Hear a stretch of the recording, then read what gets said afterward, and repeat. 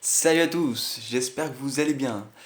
Alors aujourd'hui je voulais faire une vidéo sur la vidéo la plus vue d'Eckhart Tolle, car c'est quelqu'un que vraiment j'adore, que j'admire, que je trouve super pertinent et présent.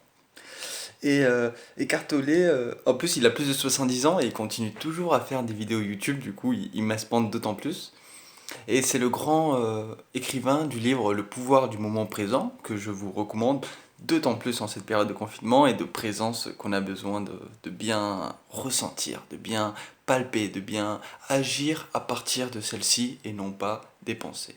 Donc, le titre de la vidéo c'était Comment arrêter les pensées excessives, l'habitude de penser trop, tout simplement. En ce sens, la personne, elle demande tout d'abord que pour quelqu'un qui s'est intéressé à Eckhart, cette personne s'était pas mal intéressée à lui, que quand il essaie d'arrêter de penser, eh bien, il repense souvent à ces principes-là qui devraient fonctionner. Et donc, il n'est pas vraiment dans cette présence. Du coup, je vous ai fait une traduction de la vidéo et je vais donner quelques petits détails en plus, mais dans tous les cas, je vous mets le lien. Alors, Eckhart lui répond que la plus grande addiction de l'homme, justement, c'est sa pensée. C'est une addiction qu'on ne parle pas trop dans les journaux, à la télévision et tout ça. Pour une raison, c'est que d'abord, les gens ne savent pas qu'ils sont accros à cette pensée. Pour lui, c'est un peu comme une drogue, comme quelqu'un qui ne pourrait pas arrêter de boire ou de fumer ou de faire des choses. Eh bien, la pensée, ça rentre exactement dans cette catégorie-là et même au-dessus. Comme quoi, c'est la première interférence avec notre vraie essence, on va dire. Donc, si ça l'est autant, c'est parce que c'est, selon lui, un pseudo-sentiment du soi. C'est de cette manière-là qu'on va se définir nous-mêmes. Le légendaire Descartes, je pense, mais donc je suis. Alors que pour lui, je pense, ça il le dit pas, mais ça ne serait pas ça. Ça a un point commun, en un sens, avec l'habitude du fait de lâcher prise dans le sommeil. Du coup, quand on lâche prise dans ce même sentiment-là, eh bien, on lâche prise et on a tendance à les lâcher vers les pensées. Puisqu'en se laissant complètement aller, ce qu'on appelle le repos, quand on va dans les rêves et qu'on fait que penser et tout ça, eh bien, on se laisse aller de la même manière, mais vers nos schémas d'habitude de penser. On prend ça pour du repos, en un sens. Et du coup, on ne travaille pas assez la présence. C'est pour ça que la principale chose par rapport à ça, c'est justement la présence. La présence, c'est un état sans pensée, mais elle peut aussi être présente en fond, en un sens, même quand on pense. C'est pour ça qu'au en pensant pas, en méditant en un sens, on aura beaucoup plus de facilité à garder cette force-là, même justement quand on pense.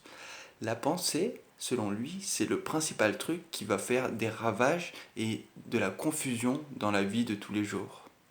Donc notre choix, au fond, le plus puissant, celui qu'on a, ce n'est pas de comprendre vraiment comment fonctionne le mécanisme pas le mécanisme, mais comment fonctionne l'état de non-pensée, mais plutôt de pratiquer l'état de non-pensée, qui peut bien sûr arriver par différentes voies. Et si on ne pense pas par rapport à ça, mais simplement en le ressentant, on se rend compte alors qu'il y a vraiment différentes voies. D'où je rajoute la musique, l'art, la présence, va la faire émerger. Mais aussi l'exposition au froid, par exemple. Vous vous rendez compte à quel point vous êtes beaucoup plus présent pour vous réchauffer, vous le faites naturellement, et non pas... et il n'y aura pas l'excès de pensée, et chaque pensée devra être bien mise, parce que si elle est mal mise, elle va faire grandir le froid, elle va faire grandir la peur, elle va faire grandir toutes les pensées qui voudront attirer d'autres pensées. En devenant plus conscient du moment présent, en l'acceptant comment il est petit à petit, on ralentit donc l'esprit hyperactif. Car la majorité des pensées de l'esprit hyperactif sont une façon, en un sens, de s'éloigner de la simplicité du moment, la simplicité de la présence. En ayant par exemple quelques post-it ou quelques symboles, comme la musique, le ping, le carillon on va dire, qui fait le bruit, Ça peut être quelque chose qui peut aider dans la vie de tous les jours pour reprendre cette connexion avec la présence. Donc il invite à en mettre dans la voiture, dans la salle de bain, des petites phrases, des choses qui vont vous aider. Ou des phrases, par exemple, qui sera présence, ou je suis le calme, la paix et la joie, des choses comme ça que j'invente, ou alors simplement un symbole qui va vous faire tendre vers ça. Quelque chose alors de primaire s'élève en nous, qu'on peut appeler justement présence ou conscience. Les bouddhistes, dit-il, appellent cela mindfulness, traduit en français par conscience totale, mais littéralement en anglais, ça voudrait dire esprit full, plein de choses. Donc lui, il n'utilise pas ce mot-là, parce qu'il pense que c'est une mauvaise traduction, que il n'est pas plein de choses à ce moment-là, dans le sens plein de pensées, il est plutôt plein de présence, mais comme ça peut induire en erreur, il n'utilise pas ce terme-là. Du coup, il nous donne un autre outil qui sont le ressenti des sens. Grâce aux sens, par exemple le fait de regarder quoi que ce soit, la mer, le vent, une lampe, une guitare, eh bien déjà, ça nous ancre dans la présence. Et il prend un exemple avec une fleur avec laquelle il est à côté. S'il ne connaît pas la race de la fleur, il aura beaucoup plus de facilité à rentrer dans cette présence-là en la regardant simplement qu'en disant c'est telle race de fleur qui vit à tel endroit et qui se développe de telle manière-là et les graines elles fonctionnent comme ça. Et après directement il passe à la chose suivante. Donc il n'y aura pas eu vraiment de présence accrue en regardant la chose, la beauté, mais simplement une déblatération de pensée par rapport à ça, en croyant donc connaître la fleur et non pas en la vivant, en la ressentant, en la connaissant par l'expérience. Dans la fonction de l'enseignant spirituel, dit-il, ce qui est enseigné est secondaire. Ce qui est primaire, c'est l'état sous-jacent de la pensée. L'état sous-jacent, de la conscience, de la présence, qui est l'enseignement. Mais au fond, on ne peut pas parler de ça, on ne peut pas vraiment le définir. On peut en donner des choses, des outils ou des choses comme ça, mais on ne peut pas vraiment le palper. Donc du coup, un facteur qui montre que l'enseignement fonctionne, c'est que quand vous écoutez, votre présence demeure, elle n'est pas obstruée par les pensées. De même, quand il s'arrête de penser, il reste cette vibration-là qui est au fond l'enseignement, cette force, cette expérience en un sens, que vous pourrez ensuite porter avec vous beaucoup plus facilement, précieusement, consciemment. Du coup, si à un moment il s'arrête trop de penser, bien sûr les gens vont revenir à cette question-là, c'est quand qu'il va arrêter de rien faire. Et après, on a le choix à nouveau de retourner dans une présence encore plus accrue, ou bien de continuer le cycle des pensées et les suivre pour voir où vont les pensées, quoi, tout simplement. C'est un choix qui, encore une fois, nous revient. Donc c'est à nous de permettre d'autoriser l'esprit de continuer cette question ou de revenir à la source. La pensée peut aussi utiliser le corps pour attirer plus d'attention, comme si elle veut vous faire venir vers elle et vous la faire grandir, parce que la pensée est une entité qui veut avoir de plus en plus de présence et du coup qui en un sens veut nous dominer au lieu que nous-mêmes on soit le maître de la pensée.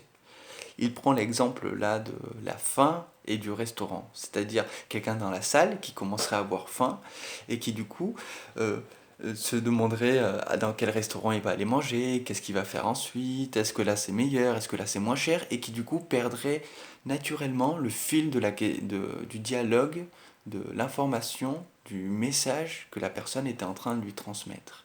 Donc les pensées peuvent utiliser le corps pour attirer plus d'attention. C'est à nous d'être présents par rapport à ça pour se rendre compte ce qui est en train de se passer. C'est pas en ce sens-là vraiment une compréhension intellectuelle qui a besoin de ces schémas-là, c'est plus une compréhension des mécanismes, de comment juste ça fonctionne, ce que fait l'esprit, et ensuite quand on le sait, on le voit naturellement et on choisit où mettre l'énergie, car c'est exactement ça, une question d'énergie. Les pensées sont de l'énergie, la présence c'est une énergie, et de la même manière que quand je vous parle, j'essaie de garder le plus de présence possible pour garder le fil des choses et être beaucoup plus à l'intérieur. De la même manière, La présence va nous aider énormément dans la musique, quand on ne doit pas perdre le fil de ce qu'on est. Si on est en train d'avoir une seule pensée qui s'en va de côté, eh bien on peut perdre l'accord suivant où on en était dans la ligne mélodique ou dans nos paroles de la chanson, etc., etc. C'est pour ça que je remets cet exemple en avant et que je pense que l'art est aussi puissant pour la reconnexion, aussi bien que pour l'émergence et le don des idées et de tous ces ressentis-là qui sont impalpables, mais qu'on peut donner à l'autre. Face à un tableau magnifique, les gens vont souvent rester muets d'admiration et leur présence va énormément grandir sans que eux-mêmes, au début, s'en rendent vraiment compte. Mais s'ils désirent être conscients, ils pourront en un sens palper cette conscience qui a grandi à l'intérieur d'eux-mêmes et pourront décider, grâce à cette expérience-là, plus facilement de la conserver avec eux. Quand on suit une pensée, il prend l'exemple du chien qui suit une trace d'odeur. Il ne s'arrête plus, il continue, il va vers une autre, et une demi-heure plus tard, il peut se retrouver à un autre bout de la ville sans même s'être rendu compte que le temps est passé. Donc, en un sens, oui, ça c'est moi qui le rajoute, ça peut nous enlever certaines formes d'ennui et tout ça, mais ensuite, quand on arrive à ne plus être ennuyé dans la présence et utiliser la présence dans la créativité et dans d'autres choses, la pensée est un très bon outil, comme il dit dans les CAD, mais il faut simplement qu'on arrive à la canaliser et à la maîtriser et à l'amener vers où on veut. C'est pour ça que c'est d'autant pertinent de travailler continuellement cette présence, d'autant plus maintenant que c'est en mode de confinement, pour aller mieux, pour être plus créatif, pour être plus énergétique, pour être plus dynamique, pour être plus smart, j'allais dire, en un sens intelligent, pour prendre des choix qui sont plus pertinents pour nous-mêmes. Du coup, en finissant avec cette histoire du restaurant, eh bien, là, ça peut commencer à partir avec des pensées comme ça, et si on suit le fil des pensées, on pourrait même finir à se dire à quel point la vie n'a pas de compassion, n'a pas de reconnaissance à notre égard. C'est pour donner un exemple de à quel point ça peut aller super loin, au lieu de simplement revenir vers nous où on voulait mettre cette présence. Donc voilà, c'était l'histoire. Sur ce, je vous souhaite une excellente journée et à la prochaine. Bye bye.